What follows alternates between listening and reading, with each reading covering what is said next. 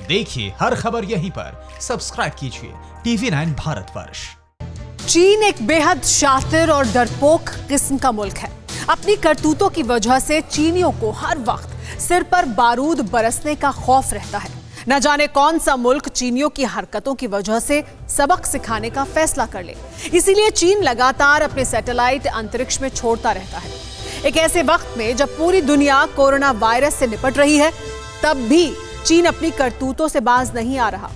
मार्च में जब वुहान में कोरोना से लाशों के ढेर लग रहे थे, तब बीजिंग के तानाशाह सुल्तान अंतरिक्ष में अपनी साजिशों को अंजाम दे रहे थे। 9 मार्च को चीन ने बिदाओ नेविगेशन सैटेलाइट सिस्टम लॉन्च किया था। सिचुआन प्रांत के ज़ीचांग सैटेलाइट लॉन्च सेंटर से लॉन्च किया गया चीन का ये सैटेलाइट दुनिया के छोटे से छोटे कोने पर भी नजर रख सकता है। खास बात यह है कि दुनिया में ऐसे सिर्फ 4 सिस्टम हैं जो 360 डिग्री पर दुनिया का कोना कोना छान सकते हैं। इसमें पहले अमेरिका के GPS, रूस के ग्लासनोस्ट और यूरोप के गलीलियो सिस्टम ही दुनिया के हर छोर पर नजर रखने में सक्षम थे। यानी चीन को मार्च में ही एहसास हो गया था कि दुनिया उसके पाप का पूरा हिसाब लेगी। इसीलिए चीन ने अपने 30 सैटेलाइट लॉन्च कर दिए। वहीं दूसरे मुल्कों के उपग्रहों के खिलाफ साजिश करता रहा है। सवाल यह है कि अगर चीन हमारे या किसी भी देश के सैटेलाइट को तबाह करता है या फिर नुकसान पहुंचाता है तो क्या होगा, इस रिपोर्ट में देखिए। लद्दाख में जब हमारी फौज चीनियों को सबक सिखा रही थी, तब आसमानी कैमरे में चीनियों की हर करतूत कैद हो रही थी। सैटेलाइट से मिलती रही इन्हीं तस्वीरों के जरिए सरहद पर चीनियों का हर पाप दुनिया के सामने आता रहा है। अंतरिक्ष में मौजूद हमारे 100 से ज्यादा सैटेलाइट चीन की हर साजिश को बेनकाब करते रहे, जिसके बाद हमारे शूरवीरों ने चीनियों को उन्हीं के बिलों में घुसकर मारा था। जरा सोचिए, सैटेलाइट इमेज ना होती तो चीन की साजिश का पता चलता, लद्दाख की घाटियों में चीनियों के मंसूबों का पता चलता। इन्हीं तस्वीरों से पता लगता रहा कि चीन ने कहां-कहां तंबू गाड़े हैं, कहां सड़क बनाई है और हमारे जांबाजों को कहां चीनियों के सिर पर बारूद बरसाना है। यही वजह है कि चीन अपना पाप छिपाने के लिए किसी भी हद तक जा सकता है। दुनिया के अलग अलग देश अलग अलग मकसद से अंतरिक्ष में सैटेलाइट को भेजते हैं। इन सैटेलाइट के जरिए मोबाइल, रेडियो और टीवी सिग्नल को भेजा और रिसीव किया जाता है।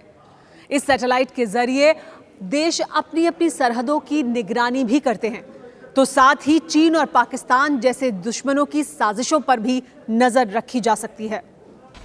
ये सैटेलाइट अमूमन लो अर्थ ऑर्बिट में मौजूद होते हैं। लो अर्थ ऑर्बिट यानी पृथ्वी की सबसे निचली कक्षा। इसको ऐसे समझिए कि ये पृथ्वी से 100 किलोमीटर से लेकर 2000 किलोमीटर के बीच की ऊंचाई का एरिया है। जब इस इलाके में किसी सैटेलाइट को स्थापित किया जाता है तो उसे लो अर्थ ऑर्बिट एरिया कहा जाता है।